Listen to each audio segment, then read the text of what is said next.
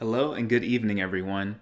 I want to extend a very large thank you to the Center for Home Movies and the Roxy Theater. To our film donors, supporters, and friends of the project, we made it to Sundance. It's my honor to represent the Southside Home Movie Project. The topic that I'll be presenting on today is what use is a home movie archive? My name is Justin Williams, and I am the project manager and archivist of the Southside Home Movie Project. We are led in this work by Professor Jacqueline Stewart, our director, as well as the Chief Artistic and Programming Officer at the Academy Film Museum. Our team is small but mighty and also includes project manager Sabrina Craig and a graduate intern, Avery LaFlamme, each of which have played a crucial role in our signature programming, Spinning Home Movies. I want to reflect on the question posed in the title of this presentation. Though rarely put this directly, it is one that I feel constantly confronts me in the field of memory preservation in general. Preserve for what? What is its value? And since we're American, let's cut to it. What is its use? If it feels like a charged question, it is because it is. Our society has a memory problem. As National Youth Poet Laureate Amanda Gorman put it, it's the hill we climb. It's because being American is more than a pride we inherit. It's the past we step into and how we repair it. Memory is at the core of how we build our identities. From it, we make meaning and tell stories about ourselves, our families, and our communities. When memory is lacking, our narratives are left lacking too. Stories are told without substance, complexity, voice, and even the choices we make. How then can we step into today? To repair requires us to remember. At the Southside Home Movie Project, we have long been fascinated by the power of memory. We began our work in 2005 as a new archival model for encouraging local residents to recognize the value of their home movies and to build a publicly accessible archive for creative projects and scholarly work. We launched our digital archive in 2017 to create online access to our entire collection, and in 2019, we were honored by the Association of Moving Archivists with the Ray Edmondson Advocacy Award in recognition of those community engagement efforts. So I pose again this question, which we all had to reckon with in 2020. Though we at the Southside Home Movie Project, like so many others, found ourselves physically distanced from our communities and our work, we pivoted quickly to the new realities and stumbled upon new models we couldn't have foreseen. I hope that I can illustrate through some select examples of our work in 2020 how our home movie archives splice together reels from the past to offer connection, acknowledgement, and healing to our present. When COVID pushed us remote, we could still access our film collections thanks to our publicly accessible digital archive. Through the online portal, artists, researchers, and students could still reach us and explore our home movie collections. Since we are at a film festival, I wanted to highlight two film projects that incorporated our archival films and were lucky enough to catch the zeitgeist at that particular time. We worked with the producers of Rick Burns' Driving While Black throughout the year, and by its premiere in October 2020, this in-depth exploration of African Americans on the road had become an even more meaningful acknowledgement of the very real danger and precarity Black motorists continue to face, while also inviting us to experience the freedom of mobility that vehicles make possible, particularly in this moment of lockdown. This documentary features clips from our collections to illustrate this.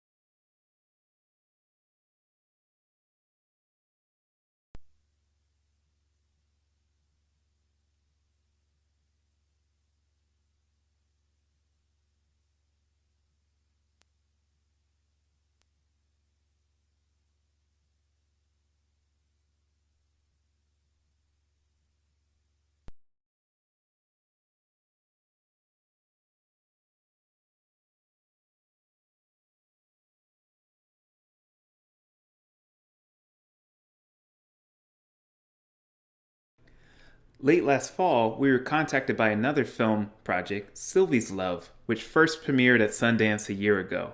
It's a touching film about a black couple that falls in love and builds a life during the age of jazz early television in the 1950s. The filmmakers revisit a world long gone and wanted to use home movies to encourage folks to visit again. Selections from our archive can be seen in their promotions on Instagram.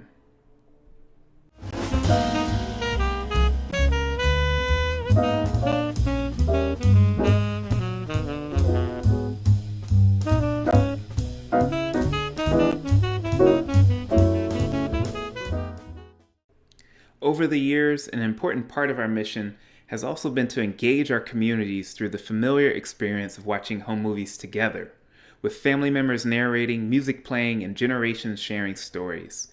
Beyond mere nostalgia, the quote above from our director Jacqueline Stewart explains our intention in how we seek to accomplish the act of archiving in public, for the public. We wanted to bring home movies back home, recreating the warmth and intimacy of watching them live with friends and family, which led us to create Spinning Home Movies.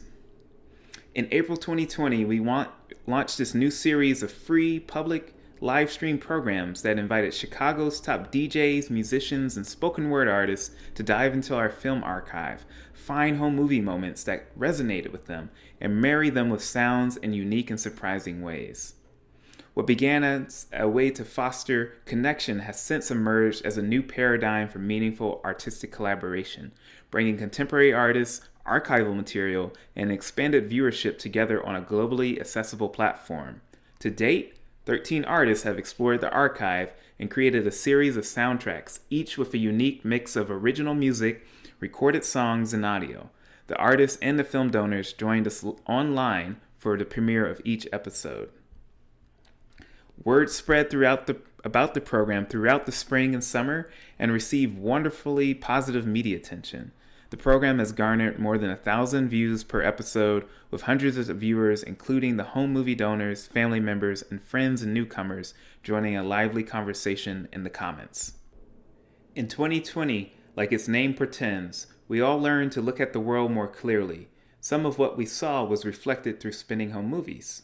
This quote from Jamila Woods, the brilliant Chicago poet and musician with whom we've collaborated this summer, eloquently captures the spirit of our thinking in those early months of quarantine. To remember and to be remembered, these are powerful antidotes to this period of isolation we've all been experiencing and a call to reconnect with one another.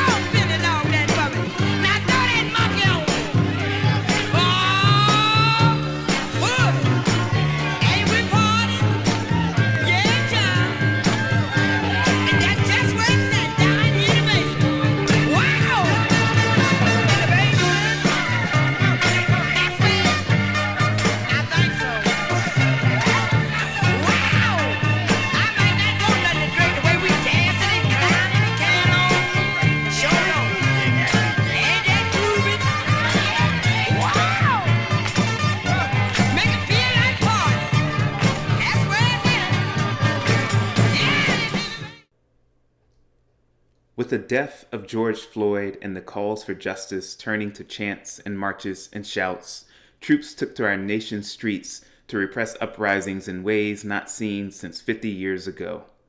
Artists called for us to remember that this was not the first lynching of its kind, just the first fully captured on video. And they turned to our archive looking to explain this depth of pain which had seemingly been erased, as well as moments of rebellion. We turned to our poets to offer a language that could contain the hurtful truth.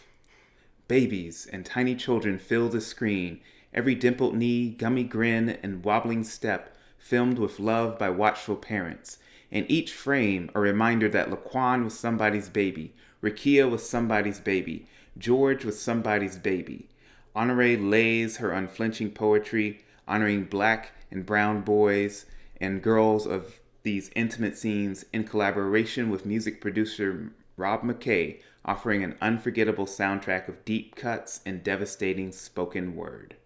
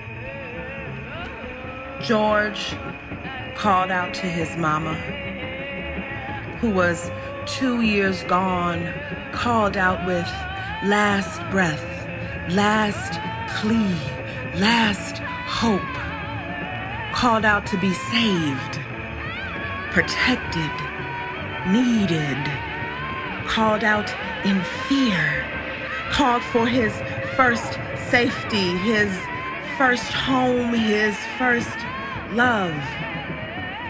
He called out to all of us, the mothers of brown boys with smiles wide as heaven, mothers whose sons tower above them, and the mothers whose arms long to hold boys that never grew into men. He called out to us, "Mama, mama, mama." He called to God, "Mama." He called to the earth, "Mama." Final cry, then no more. And the mothers answered with rage, with pain, with sorrow, with hundreds of years of murder of their sons and daughters. The mothers answered, "Burn it all down, down, down, down,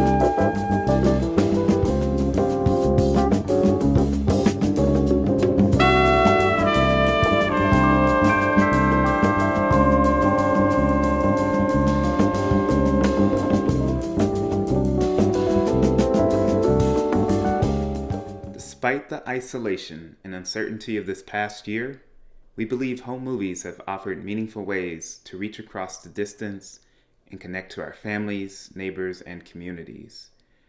Watching these films remind us of how closely our lives and those of others are intimately bound together.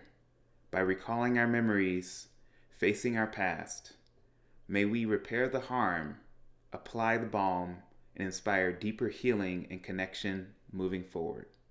Thank you.